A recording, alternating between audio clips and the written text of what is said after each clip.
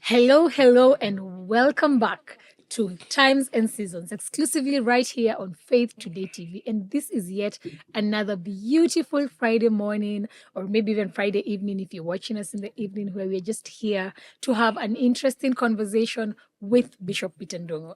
Thank you so much to all of you who have been engaging with our content, who have been following us on social media, that is on Faith Today TV. We appreciate you and we thank you so much. So today we are here yet for another, nice, easy conversation. As you can see, we're in a very beautiful space, just a place to reset, to relax. And this is a limb recreation center. I will give you more details on that. So don't you touch the dial. For now, let me welcome my dear guest. Welcome, Bishop. Thank you, Juliet. How are you? I'm doing well. How are you? Good. It's hard not to do well in such a beautiful space. Water is refreshing. That it is, yeah. Yeah, and I believe that's why Jesus said, I'm the living water. Water, for sure. We will not fast. Water is life. It is. So after the show, you can jump in and swim. Yes, I've been waiting for that. I am waiting for that time. All right. Yes. How have you been? It's been a while. It's been a while. Yeah. Been okay. Busy with a few things that I tried to accomplish. Yeah.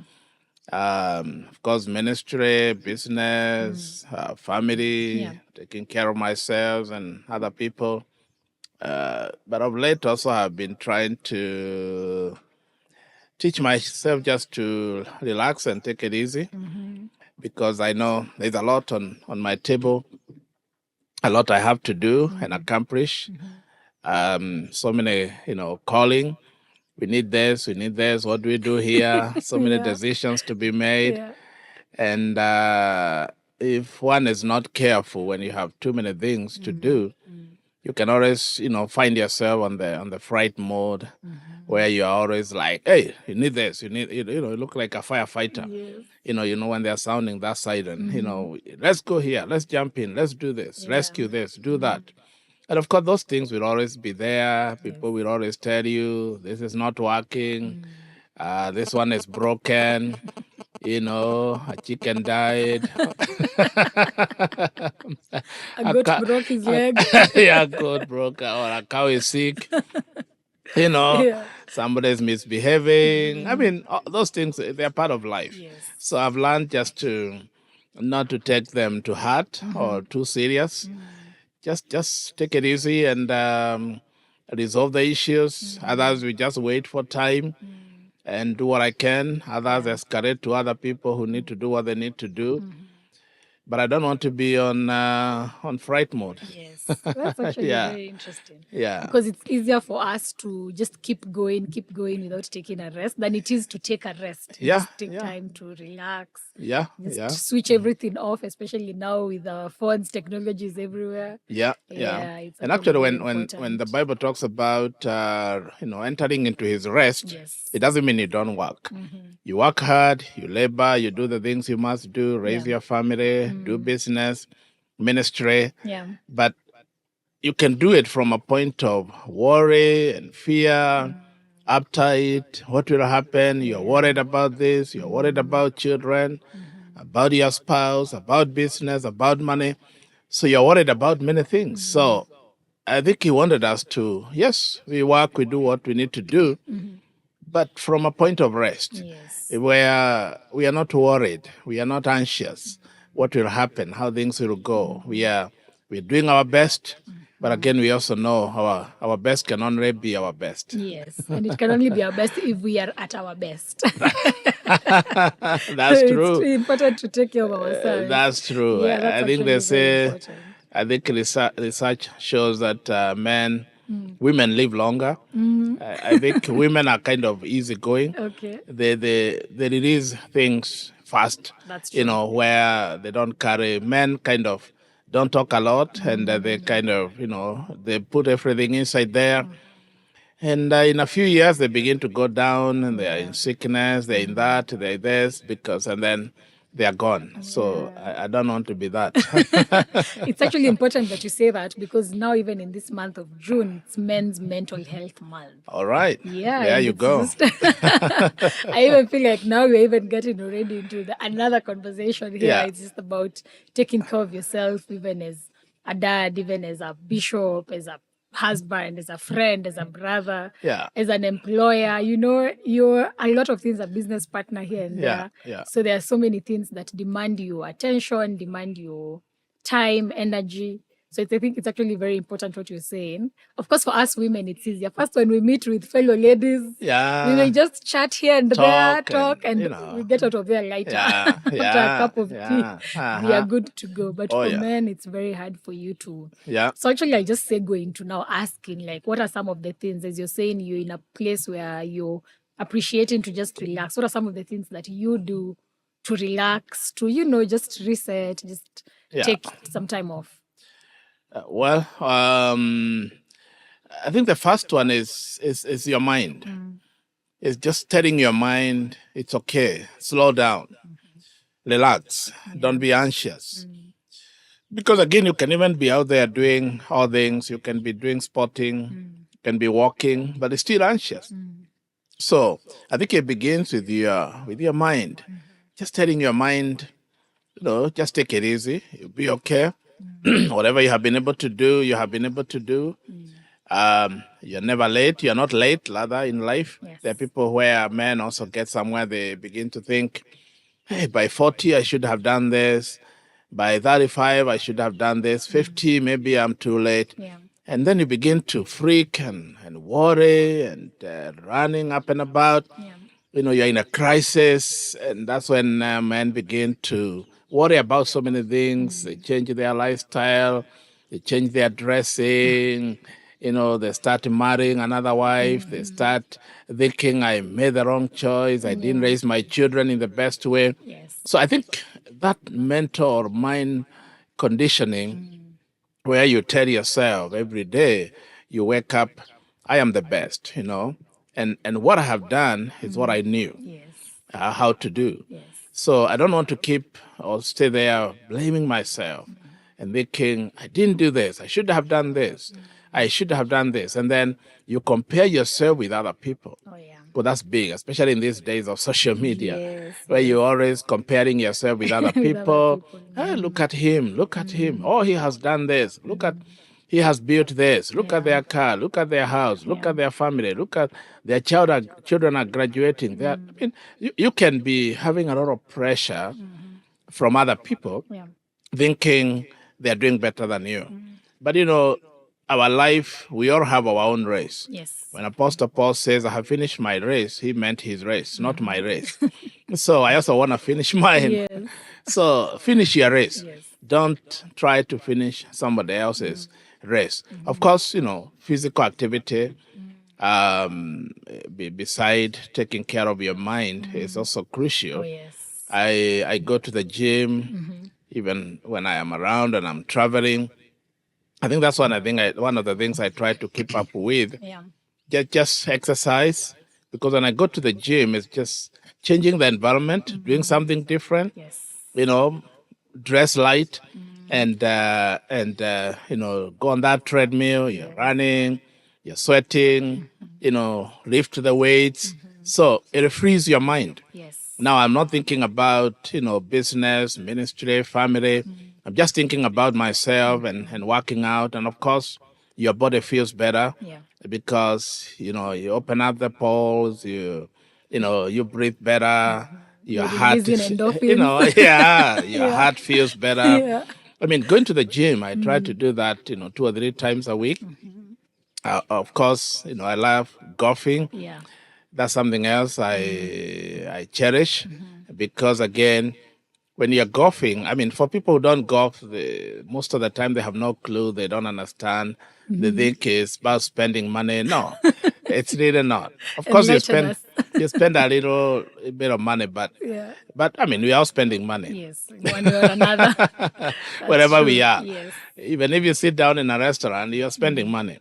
When you buy clothes, you're spending money. So it's about a priority. So even golfing, and I'm thankful that I learned the skill. Okay. Because it helps you to kind of debrief and go out there, out in the, because golf courses are in the woods. Yes. You know, there are trees.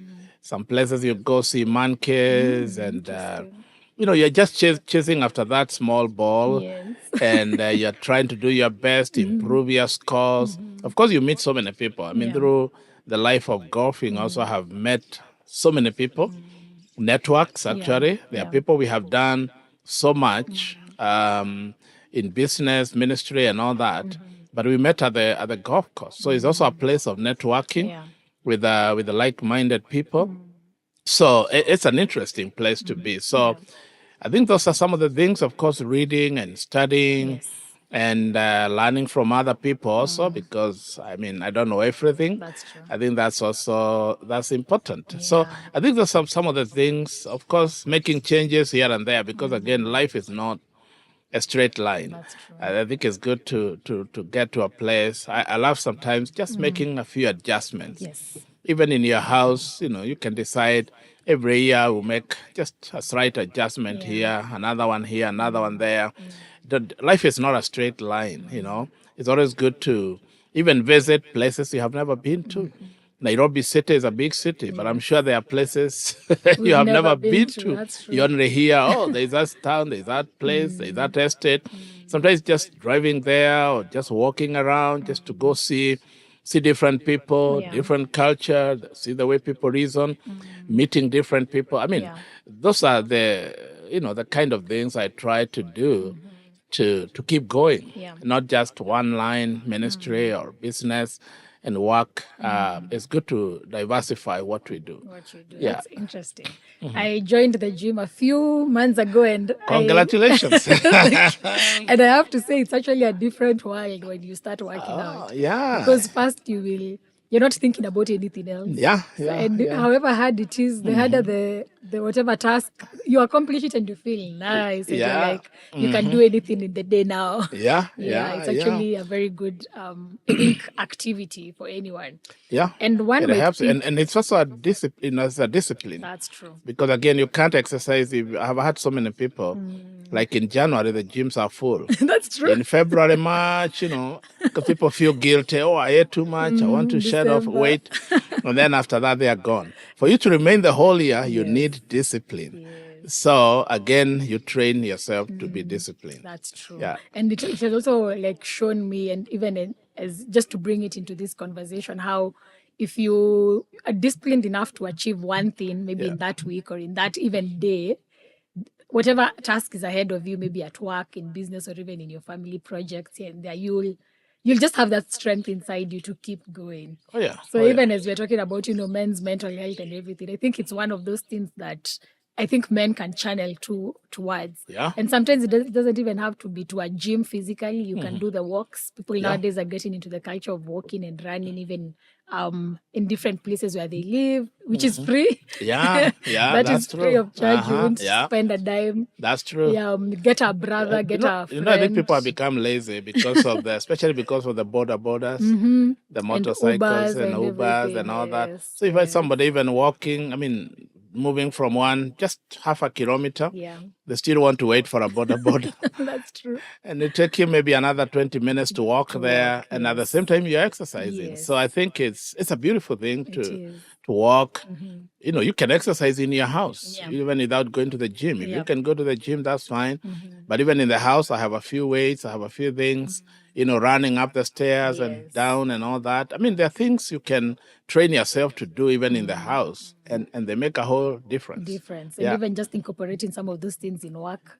Forgoing the lift, like you always do. Forgo the lift, walk. I like walking upstairs. If I'm going to the 4th, 5 floors, why not walk? You just walk. I've seen you do You exercise as you walk. I forgot one more thing I love to do is cook. Oh, really? And we're actually supposed to cook for us one of these fine days. Well, I don't get enough time for cooking, but I love to fix a few things, and I think it tastes best when I cook. What's your favorite thing to cook? I can cook, I mean, a whole lot of things. You know, of course, chapati is a long process. Yeah, it takes a bit of time. But I don't mind. My pancakes are the best. Okay. You know, I can mix a few things and come up with the best, pancakes. I like also trying, smoothies, Okay. mixing a few things, vegetable, fruits, and all that. Yeah. I make also kombucha. Yes. That's something I've been doing for a number of years because that's a probiotic. Yeah. It helps your gut and all that. I also try mixing things. Sometimes I don't even know what I'm making. That's the beauty of the kitchen. You figure it out as And you I go. just, bring this, mix it. Yes. At the end of the day, I tell my wife, "Can you taste this?" Yeah. She said, "Oh, I don't even know what it is, but it tastes good." Yeah. We will hold you to that. One of these days we should make something. Yes, Yeah. because that's times and seasons. And that's, it frees your mind from That's thinking true. about work and ministry and other things. Yeah. That's interesting. And now, other than now, the things that you do on your own, like individually, do you like have a place where you can just, like channel maybe some of those things that are stressing you, people you talk to, maybe even therapy? I don't know whether these are some of the things that you're open to, because now, like we're saying, this month, it's just a month to remind men that it's okay to not be okay. Yeah. And it's okay to find, people that you can lean on to. So I don't know whether yourself personally, you have such channels. They say, caregivers need care. That's They true. need help. So I don't want to sit here and say, "Oh, I'm okay, everything is fine, everything is going okay." I mean, there are times I also escalate whatever I'm going through to other people. I have people I look up to. I have a few people that also, mentor me, people that are more senior in ministry, in business, because again, if you're looking for help, you choose who is it that you go to, because they have to be good in that field. If you're in business, then you look for somebody who has succeeded also in business. If it's about family, you look for somebody in that line. If it's about ministry, you look for somebody in that line. So, there are people we sit down and chat. We have I think we have 5 couples, bishops, friends, that we try to meet once a month for breakfast and just talk about issues. I know how are we doing, family, ministry, what is happening, pray together, laugh and talk and eat and all that. That's, for me, that's also kind of a therapy. Where you can, the things you can't talk, with church members and other people out there, or with your children, then here we can just, we are open, we feel it, safe landing, where you can just share your heart and pray for me. We're going through this as a family, my children and all that. We have that. And of course, I have other people that I look up to, people like Bishop Mark and others, and you have an issue that I need to escalate or ask for wisdom. I'll go to him and say, "Bishop, I have this. What do I do? How do I handle this?" And a few other people also. So I think that kind of therapy, it doesn't have to be necessarily professional, where you go pay for sessions or 3 or 4 sessions. If you need to do that, that's okay. I'm not against that. But even having people, trusted friends, or people that are above you, working with you, that you can actually talk to, it's also very, very important. Yeah. That's interesting. And actually, when you talk to married couples, you actually hear the importance of those groups. Yeah. Because you just realize, oh, yes, this is a place where you can just share. Yeah. Issues are made to feel normal, and it's like you actually realize, we are all human. And that's actually very interesting. And I love how you actually said, even as we were starting, that you're also very willing to learn. And for sure, we are witnesses of that, even in your reading, in the research that you do here and there.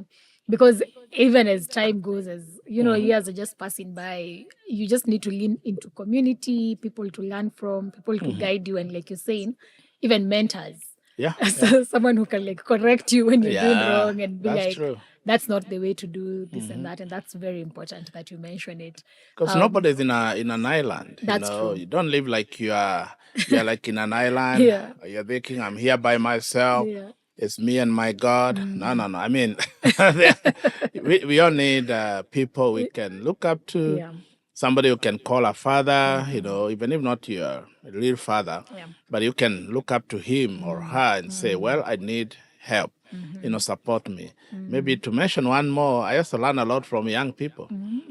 Sometimes I like just hanging around young people, people in their 20s and 30s, and I learn a lot. I mean, I watch them, I listen to them. I like working with the young people, and there are things I can do and they're able to do. So I really also appreciate the wisdom, the knowledge with the young people. There's a lot we can learn, like even in the media, we do a lot of media. There are things I have no clue. I have no idea what they are doing, but they are doing it, or they teach me. Hey, here you should do this. Okay, all right, do this, do that. And then we go. So there's actually a meme on that where it's usually like, how African parents are known to be tough. Yeah. And you can't question them. But when it comes to technology, they're suddenly very humble. Now they need your help. They're like, so what am I supposed to do here? Yeah. That's why they are very humble. So in learning, there are people up here, there are people at your par, and then are people down here. So you can learn from all these people. The one up here, the one at par, and even from your own children. There are things you learn because, I mean, they may be in their 20s or whatever, but there's too much, a lot you can learn from them. That's true. And even when you're talking about young people, I know you're also very passionate even about working even with children. And I'm sure we'll get into that conversation in a few weeks, just talking about, and I've seen how you even interact with children, younger people. It's actually admirable, if I say so myself, because so many people in a position like you, as you know, you have in a ministry, you're a bishop, all these responsibilities. Most of them you'll find they even shun in children. They do not have the time to sit down with a young person and just listen to what I learned from the best. Jesus said, let little children come to me. That's true. Because they were shielding him and saying, no, go, this is not for you. Hey, children, go. Wait until your time. No. And Jesus said, no, let them come. They belong to the kingdom. That's true. I mean, if we cannot impact the young people, the children, the teenagers, then we are losing it. We are missing the point. I mean, the best thing we can do is not to impact those who are up there, but those who are down here, because they have the future. That's true. If you are God and God said, I have a vision of 50 years to come, and somebody is 70 and another one is 20, who do they entrust the vision with? He's the one with the 20 years. So, I mean, the young people, we have a lot of faith, and personally, I have a lot of faith in the young people. That's interesting. And even as we are coming to a conclusion, I don't know whether there's any particular thing you'd like to probably share with fellow men, maybe even spaces they can lean into. Like I know recently in church you had a Men of Destiny Summit that seemed to be very impactful and powerful. It was really nice. So maybe you can just give them like a parting shot, like a message to the men. To encourage someone, probably they're going through a tough season, because even we have seen in the past few months, there have been very many reports of even men dying of suicide, suffering just mental illness. Because of what we are saying, some of them, it's very hard for men to share, but that's why we are having this conversation, just to encourage them. And I'd like for you to just, share something with someone, maybe even a verse or two. They say, thank you for that. And they say, a lot of suicide actually happen among men. Because men don't share, they carry too many burdens. Maybe somebody lost a job, they have no dignity, they feel like I have lost everything. But I want to encourage, men that are listening, watching, and say that it's not over. Yes, there'll be a challenge, there's a problem, there's something you're going through. You're in a season, and I always say no season is permanent. I mean, seasons come and go. So if you are in a particular season, don't look at it like this is the end of my life. I'll never come up, I'll never rise again. I mean, it's only a season. In the summit we had for men, the annual summit, we were focusing on 3 areas, which is family, faith, and finances. And I think those are 3, areas in particular you'd want to really focus on. Think about family, whether you're married or not. It's never too early to think about family. How do we impact family How do you become a family man? What are the values? Because even if you're a young man and you're misbehaving, you get into addictions, into drugs, into alcohol, into sexual addictions and all that, pornography and all that, then it also hurt your future. Even if you get married in the future, then you have messed with your destiny and what God intended for you. So family is key, and then finances are key. We don't have time to talk about it. But again, the Bible says, wealth and riches shall be found in the house of the righteous. So God wants his people, his children, to actually flourish, financially. So a man that is settled in the family, financially, and most importantly, in their faith, is also very critical that you also work on your faith. Are you growing in your faith? Are you strong in your faith? Are you, churches for men, I believe. The people who have written wrote the Bible are men. God uses men even today. I look for the time when we'll have more men in the church more than the women, so that we can mentor men.